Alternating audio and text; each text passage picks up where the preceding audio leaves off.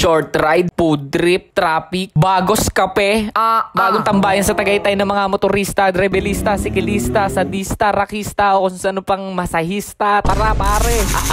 Eto nga pala ang unang first ride namin sa pagpasok ng 2025 mga padi. Syempre gathering muna kasama ang mga apports. Sama nga pala na natin si Bossing at makikita nyo na baka sa kanyang mukha na napakasaya niya rin. Upal ka ba be? Boss, tangina bro. Di pa nga nakakalayo nagkaroon ng aberya, lumambot ang gulong ng isang tropa. Pultang sa Petron para the best ang pag-akyat Santa Rosa to Tagaytay. Ayan ang ating kasama. Etong trip na to ay walang plano, kaya kung ako sa inyo, wag na kayong magplano, magbiglaan na lang kayo. Para talagang sure ang lakad nyo. Pero itong kasama ko, hindi sure ball dahil puki nang ina-flat na naman ang hayo. Talaga nga namang napagkakinababayabas mo. Sabi mo, meron kang sealant. Pero ano yung makikita ni Kuya dyan? Merong sumisingaw sa iyong gulong. Kaya wala kang choice kundi bumili ng gelatin.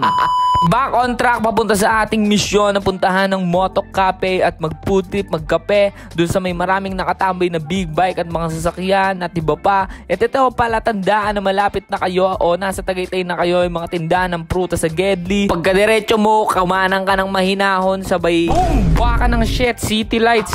Gayon pa man ganyan talaga ang buhay mga padi. Kailangan nating magpatuloy kahit maraming nakaharang sa ating daraanan. Practicein mo lang mga mote para talagang makarating ka ng maaga sa iyong patutunguhan o pupuntahan ng mabilis at mabisa. Diretsuhin nyo lang hanggang makita nyo yung Sky Ranch. Tapos pag nasa Sky Ranch na kayo, bilang kayong 10, magulat kayo, nandyan na kayo. You arrive at your destination.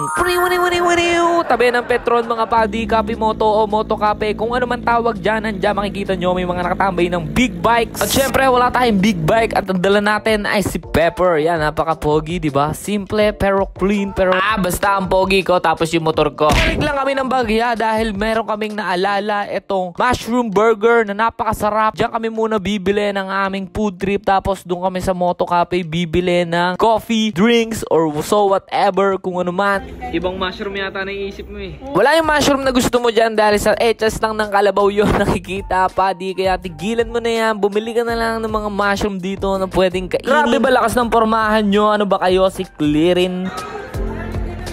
Patingin.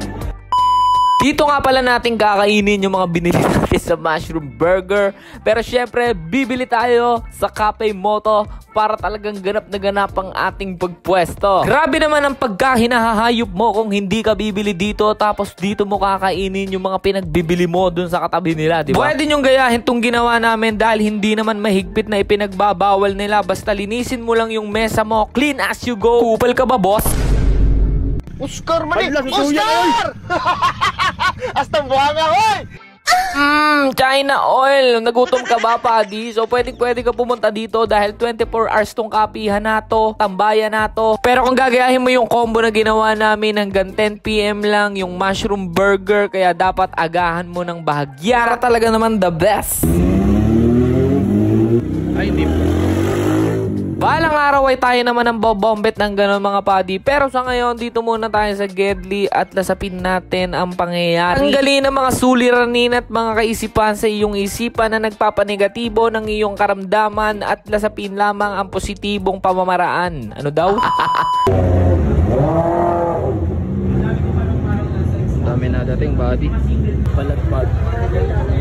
Ganto yung mga gusto kong overlooking na nakikita at tila ba ang aking mga mata ay naguhugis puso at kumikinang ina dahil sa mga hayop sa bangis, hayop sa laki at hayop na mga motorcycle na are. At talaga namang classic, timeless, parang Jericho Rosales. Pero wala nang mas babangis pa sa kasama kong naka Ninja 110. Yan, Honda Beat ni Otep. Hanggang dito na lang mga padi, hanggang sa susunod na muli. I'm out! Wow!